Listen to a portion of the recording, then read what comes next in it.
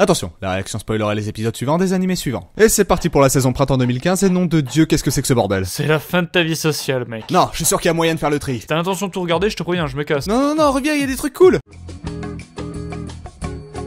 Alors, comment c'était? On aurait dit un speed dating, c'était horrible. Je crois pas que ce soit ça un speed dating. Mais maintenant, j'ai la liste exhaustive de tous les trucs que je vais continuer à regarder. Oh, la jolie carte du ciel. En plus, on va parler un peu des animés de l'hiver, vu qu'on s'y est pas trop penché. Tu vas pas recycler la réaction que t'as pas faite non plus. Veuillez regarder le sommet de cet objet. Non mais t'es sérieux, mec? Donc, mine de rien, on a une saison pleine de bonnes choses, comme l'esclavage, les pantsus, les trahisons, les préjugés, 2 fois, et attendez, c'est le même comédien de doublage, Matsuoka, un chihuahua fantôme mutant, et Motherfucking Gintama. Et comme on aime varier les plaisirs, on va partir sur des robots, un rôti et un bazooka, on dirait le titre du prochain What the Cut. Et pour commencer tranquillement, on va tâcher d'eux.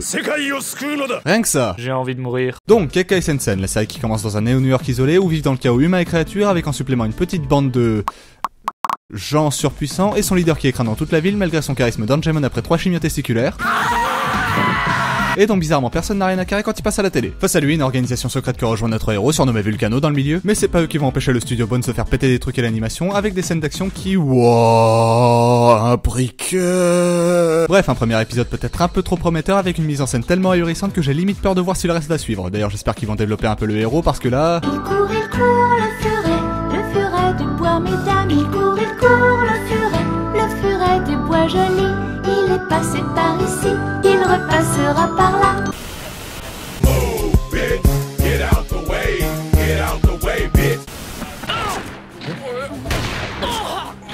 Really, nigga? On continue avec Plastic Memories, une série de science-fiction / comédie romantique qui parle de robots dotés de sentiments. Un animé qui m'évoque une image étrange de Jun Maeda en train de prendre Psychopath d'une main, Time of Eve de l'autre et... Non, kiss. Et vu que Doga Kobo s'est clairement décidé à devenir le nouveau dieu des trucs mignons, il vit que cela était bon, mais que ça serait encore mieux avec une Renchon robotique en édition This Face, That Face, à moitié sénile et parfois en mode... Wouhou, je vais certainement crever mais... Je m'en bats les disques durs.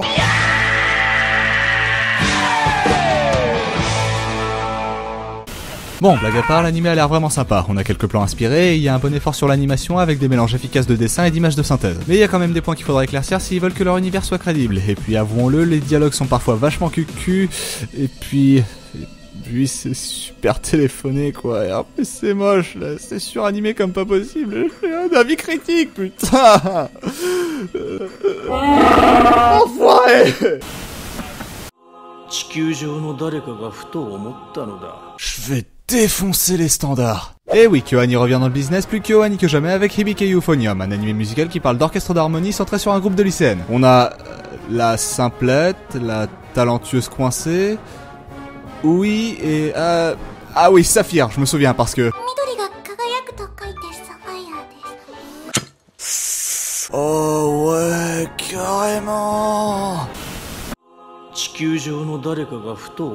y est, tu meubles? J'aurais besoin d'une nouvelle sonnerie.